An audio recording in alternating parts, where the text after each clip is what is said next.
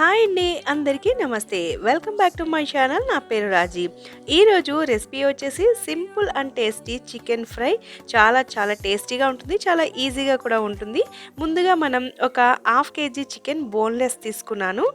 ఇది శుభ్రంగా కడిగేసిన తర్వాత దీనిలో ఒక హాఫ్ కప్ అయితే కర్డ్ వేసాను. 2 టేబుల్ స్పూన్ కర్డ్ ఉంటుంది. 2 టేబుల్ స్పూన్ కర్డ్ వేసిన తర్వాత 2 టేబుల్ స్పూన్ అల్లం వెల్లుల్లి పేస్ట్ వేసుకోవాలి. అలాగే 2 టేబుల్ స్పూన్ కారం కూడా యాడ్ చేసుకోవాలి. అలాగే పావు టేబుల్ స్పూన్ పసుపుని కూడా యాడ్ చేసుకోవాలి. రుచికి సరిపడా సాల్ట్ యాడ్ చేసుకోవాలి. నేను ఇక్కడ 1 టేబుల్ స్పూన్ సాల్ట్ అయితే వేసాను. అలాగే ధనియాల పౌడర్ని 1 టేబుల్ స్పూన్ వేసుకోవాలి. తర్వాత హాఫ్ టేబుల్ స్పూన్ మిరియాల పొడి వేసుకోవాలి. తర్వాత ఇక్కడ మనకి ఎవరెస్ట్ చికెన్ మసాలా దొరుకుతుంది కదండి, 5 రూపీస్ ప్యాకెట్, దానిని వేసేసుకున్నాను. అంటే మన లెక్కకు 2 table spoon Everest chicken masala వస్తుందన్నమాట. దీనిని కూడా యాడ్ చేసేసుకోవాలి. యాడ్ చేసుకున్న తర్వాత ఒక 4 టేబుల్ స్పూన్ టమాటా సాస్ని యాడ్ చేసుకోవాలి.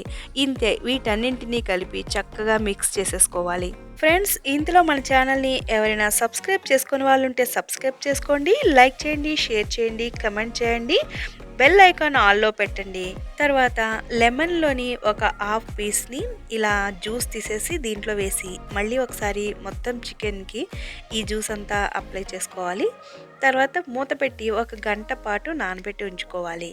1 అవర్ తర్వాత స్టవ్ వెలిగించి స్టవ్ పైన కడాయిని పెట్టి ఇలా ఆయిల్ వేసుకొని ఆయిల్ హీట్ ఎక్కిన తర్వాత మనం ఈ మ్యాగ్నెట్ చేసిన చికెన్ని ఒక్కొక్క పీసు ఒకదాని పక్కన ఒకటి వేసుకోవాలి. ఒకదానిపైన ఒకటి వేయకుండా పక్క పక్కన వేసి ఇలా అడ్జస్ట్ చేసేసి దీన్ని ఏం చేయాలంటే మనం పీస్ ఎప్పటికప్పుడు ఉల్టా సీదా తిప్పుతూ వేగనిచ్చుకోవాలి. దీన్ని చికెన్ అంతా చక్కగా బాగా ఫ్రై అయిపోయేంత వరకు ఇలా ఉల్టా సీదా తిప్పుకుంటూ ఫ్రై చేసుకోవాలి. చూడండి, ఎంతో ఈజీగా, అంటే ఈ మెథడ్ అంతా మన ఇంట్లో ఉండే ఇంగ్రీడియంట్స్ తోటే చక్కటి చికెన్ ఫ్రై అయితే రెడీ అయిపోయింది.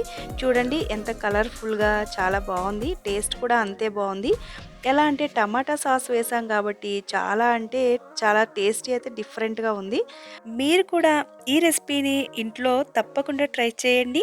ఈ రెసిపీ ఎలా ఉందో మీ మాటల్లో నాకు తెలియజేయాలనుకుంటే కామెంట్ సెక్షన్లో ఒక చిన్న కామెంట్ పెట్టండి, లైక్ చేయండి.